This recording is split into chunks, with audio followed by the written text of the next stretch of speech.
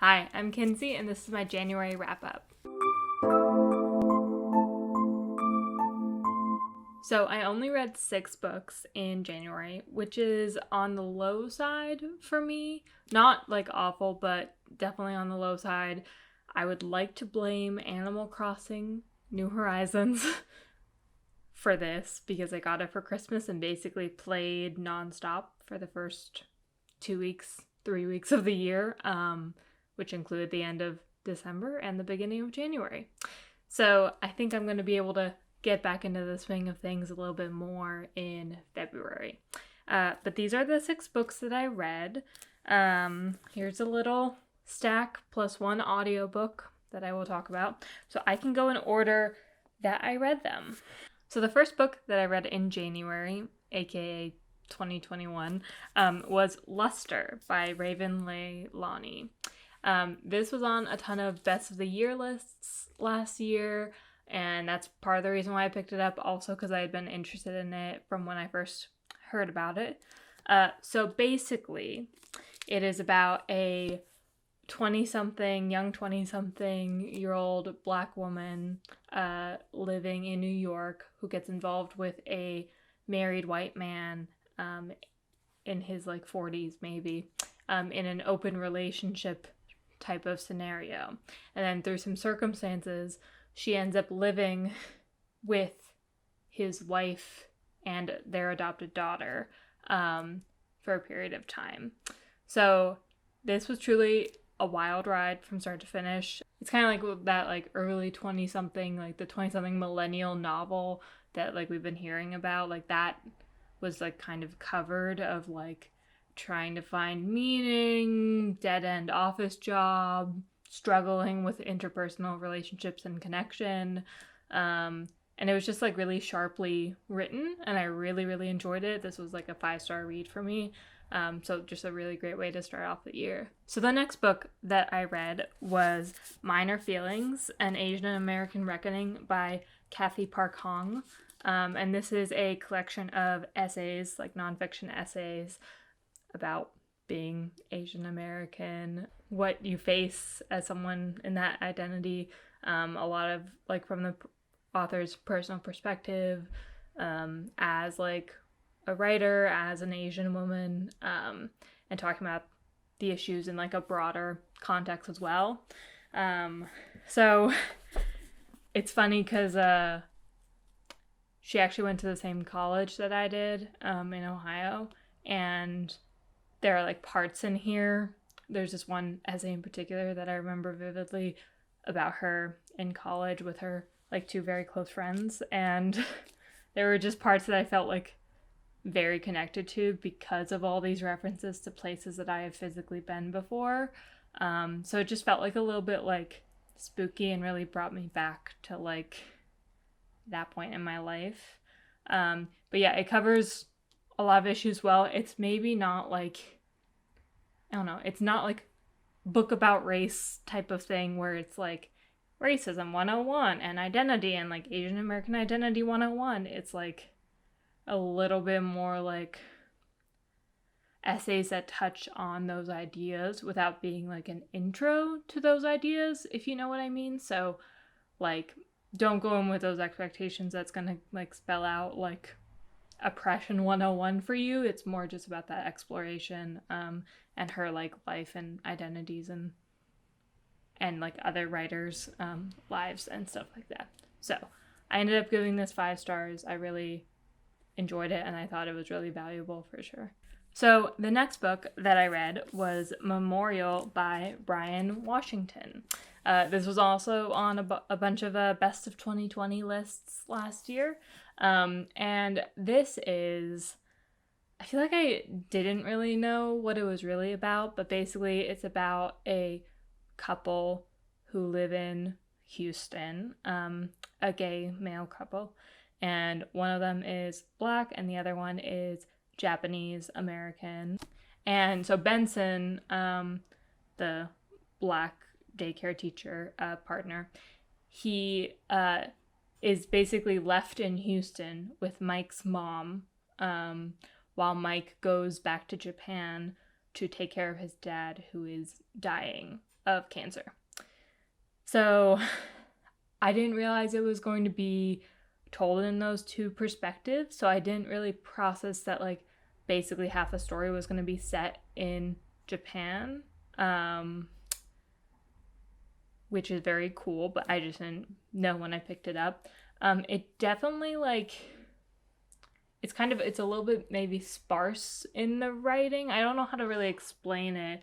Like, it's in the same vein as like Normal People, maybe, in terms of it doesn't have quotation marks around dialogue, which is fine with me. I don't mind that at all when I'm reading it. And like, obviously, if you were to listen to it, you wouldn't even know that it doesn't have those. I liked it. I would say I didn't love it as much as I was hoping to. I ended up giving it 4 stars. I had read the short stories that Bryan Washington published, I think in 2019 then, which was called Lot.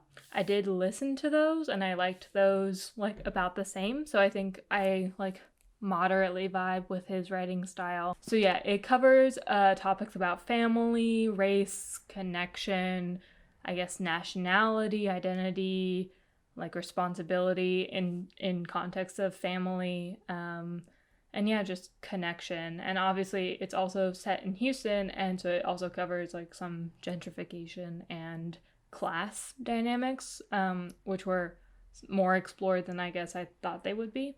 But yeah, overall I enjoyed it. It ended up being just a 4-star for me, but I still really liked it. So the next book that I read was Uncanny Valley, a memoir by Anna Wiener, or Wiener. I'm not sure how it's pronounced. This was also on a ton of best of the year lists. That was kind of the trend of my January reading, was reading all the 2020 best of the year books that I hadn't gotten my hands on. And a lot of these were in my my December book haul, so I was trying to just read what I had accumulated.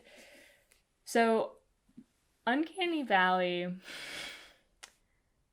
it's about Silicon Valley and like tech companies and startup culture, but it's written in a way, in like a very like, I don't know, literary essay type of way. Like, people are comparing it to, people are comparing it to Joan Didion. So I haven't read any Joan Didion, but I imagine that they are correct.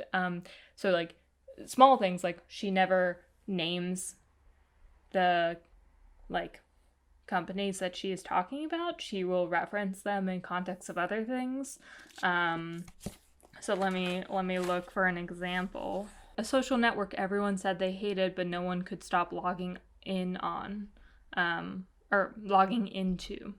So like, there's like small things like that where like no brand names, no company names are mentioned.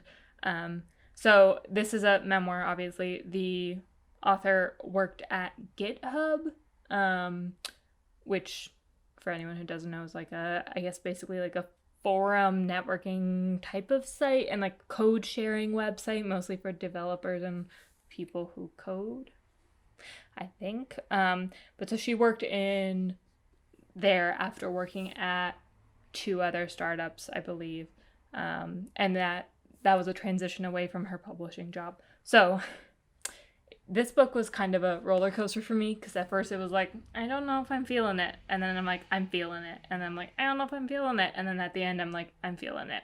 So there are obviously like larger takeaways about like big technology companies are scary and are lawless in some ways, or have no accountability to anyone. So that's not great. I think the other reason why I feel weird about this book is because I moved to California decently near Silicon Valley area, like in the past year. And so just like kind of the experience of being out here makes this feel like super like surreal, and like there are parts of it that feel super surreal. So yeah, I enjoyed it. I ended up giving it 4 stars because it was really like, I was either really vibing with it or I was like, I'm not sure about it. And it just got to a point where I'm like, I want to delete all my social media and like everything and like my data. Like, I don't know. We've just resigned ourselves to our data just being out there, which is not great. So I think the reckoning with Silicon Valley and like startup culture and like the impact of these companies is still like we're early in that reckoning, but we're definitely there. So this was a good read. So the next book that I read was The Undocumented Americans by Karla, Cornejo, Villavicencio. I believe that's how that's pronounced. Apologies if not.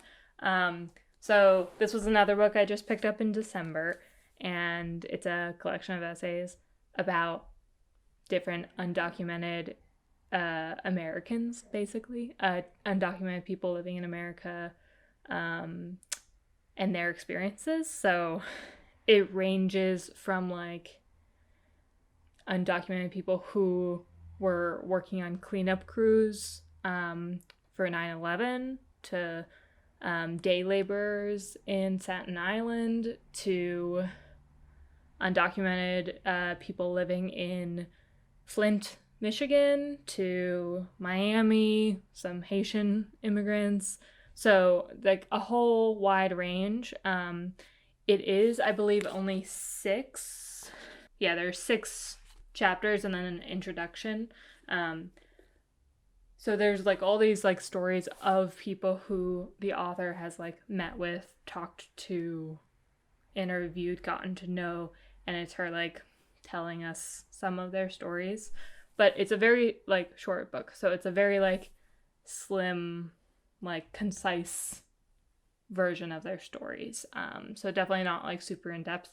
But the larger thing is that this is also about the author and her family and her dad in particular, but also her mom, who like she is the author is undocumented.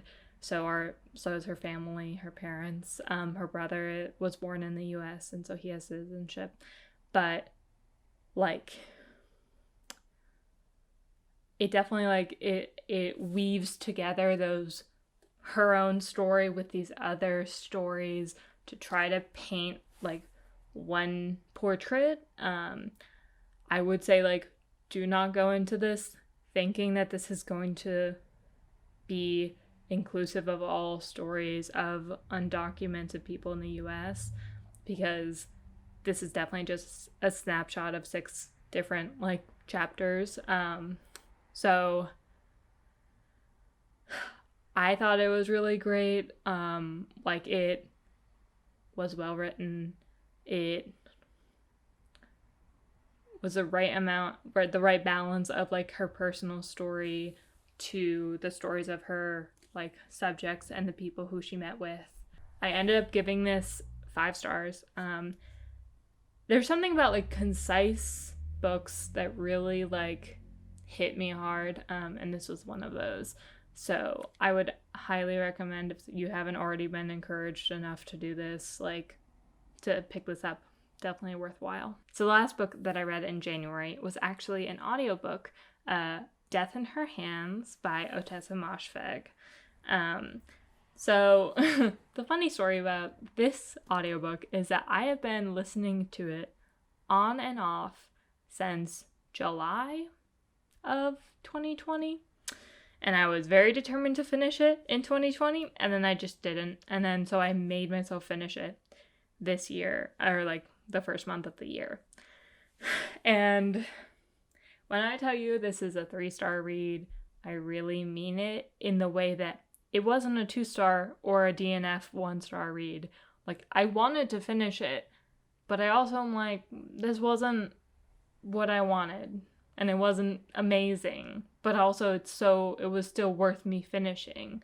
So like, all sorts of feelings going on right here. So the basic premise is that there's this older lady who has moved to a rural area after her husband dies, and she lives there with her dog Charlie, And one day when she's walking in the woods by her house, she finds a note that I believe it says something like Magda was murdered. I don't know who killed her. I didn't kill her. So just like a very cryptic note. And then she just like spirals from there. And this all takes place over the course of like a day or two. And it's very like, it's probably because I listened to the audiobook, but the character's voice is so like strong and like maybe even like overwhelming at parts because it's such like an older judgmental lady's voice, and she's also kind of losing it through different parts of it. So yeah, she's like going about her day and she can't stop obsessing over this note, and then she starts to like come up with ideas, and then she almost like, you almost forget that she just came up with the idea that like this character was like, that this happened, and the line between like the reality and her imagined reality blurs, and then later on it's like what is real, what is not, what's going on. All that being said, I hated the ending.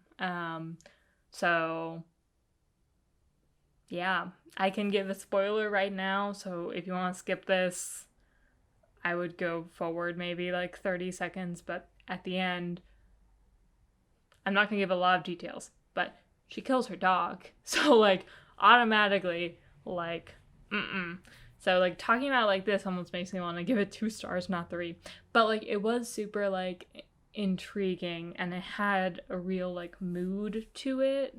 So I mean, I'm not mad that I read it. I just don't think it was amazing. And like, given that I loved my year of rest and relaxation so much, I was hoping this might be another 5-star or favorite read, but it just wasn't working for me. But it was definitely like a mood and a vibe for sure. So those were all of my January reads. 6 books is not bad. I looked at my Goodreads. As I mentioned in my 2021 reading goals, I would like to get my unread physical list under 100. And so right now I'm at 133. So like post January, I'm at 133, which is a very doable number. It just means I need to read 33 more books than I buy, or I guess 34 more books this year than I buy. And if you've made it this far, please leave a comment. Let me know if you've read any of these or if you are interested in reading any of these. And thanks for watching. I'll see you next time.